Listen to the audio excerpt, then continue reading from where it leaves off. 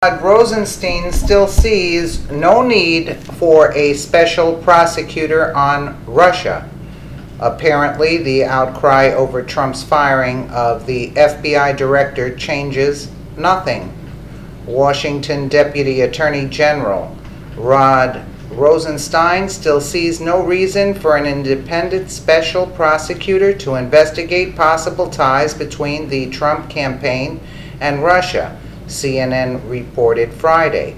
Rosenstein, who has the power to name a special prosecutor, won't likely change his mind unless he believes the FBI probe into Trump-Russia ties is at risk.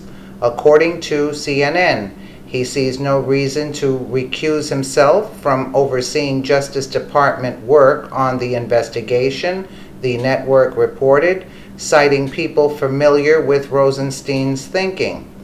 Democrats' demands for an independent probe have intensified in the wake of President Donald Trump's firing of FBI Director James Comey, who had been leading the Bureau's investigation of Russia's attempt to influence the presidential election and whether Trump's campaign colluded in the effort. Those cries grew louder after Trump's admission Thursday that the FBI's Russian probe factored into his decision to fire Comey and his Twitter threat that Comey better hope that there are no tapes of our conversations.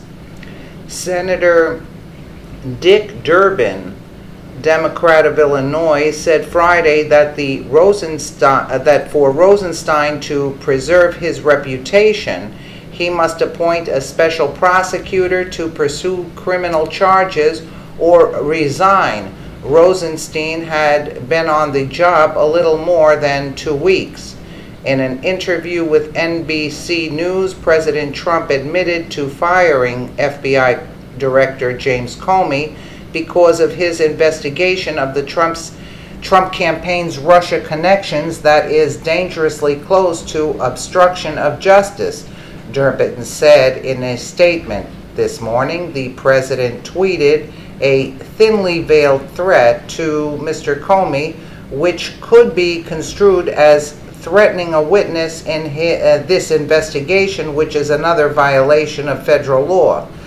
Senator Dianne Feinstein, Democrat of California, joined Durbin in calling for Rosenstein to step aside if he's unwilling to appoint a special counsel, saying the ongoing probes are far too important to risk disruption, delay, or interference. The White House initially said Trump fired Comey at the recommendation of Rosenstein, who wrote in a May 9th memo that Comey mishandled the investigation into former Secretary of State Hillary Clinton's emails. Trump contradicted that narrative in his NBC interview, saying he was going to fire Comey regardless. Rosenstein threatened to resign over the way the White House pinned him as the driving force behind Comey's firing, according to the Washington Post. Some 20 state attorneys general wrote to Rosenstein Thursday, urging him to consider the damage to our democratic system of any attempts by the administration to derail and delegitimize the investigation, according to the Post. Rosenstein, in March, told the Senate Judiciary Committee he would only appoint a special prosecutor if he determines it appropriate based on the policies and procedures of the Justice Department. Multiple congressional committees also are investigating Russia's interference in the election and possible Trump campaign collusion. Let's take a listen here. Dr. Comey. Because he wasn't doing a good job, very simply. He was not doing a good job. Did it affect your meeting with the Russians today? Did it affect your meeting with the Russians today? Will the new FBI director be in charge of the Russia investigation? Thank you. Thank you. Thank you. Thank you, everybody. Thank you.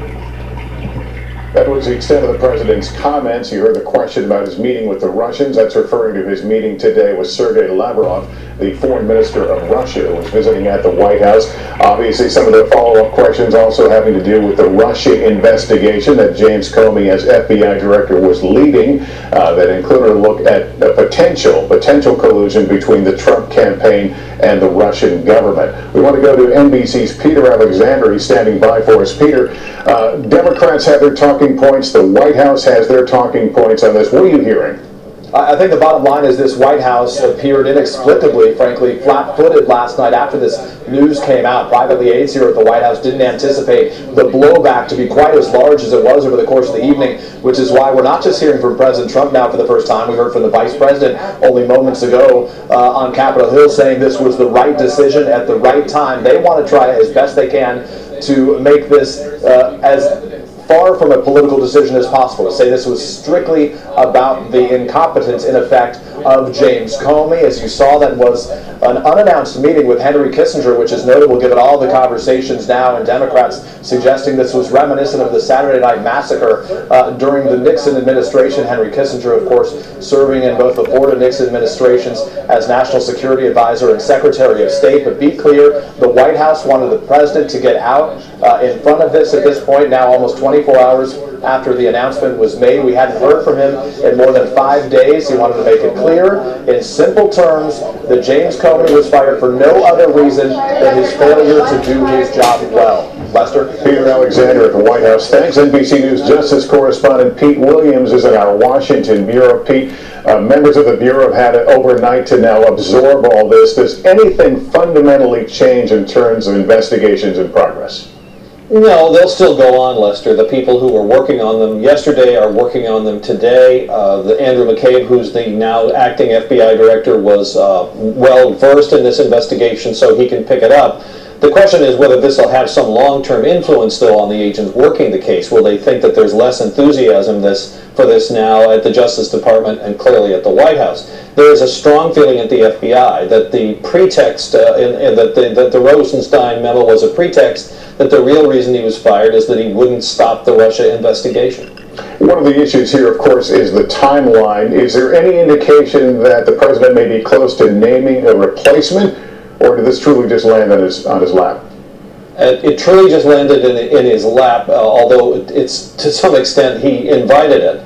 But they've already been talking to possible successors, and they've talked to at least 5 people, a couple of special agents in charge of FBI offices, an official at the Office of the Directorate of National Intelligence, and 2 people who are now at the FBI, including Andrew McCabe. So they're starting to come up with names. This undoubtedly will be a rolling process. People will come and go off that list. But they say they're already well into the process of possibly nominating a successor. Pete Williams in our Washington newsroom. Pete, thanks very much. Again, the president moments ago making his first public comments about the firing of James Comey, saying he was doing a bad job when asked by reporters as to why he fired him.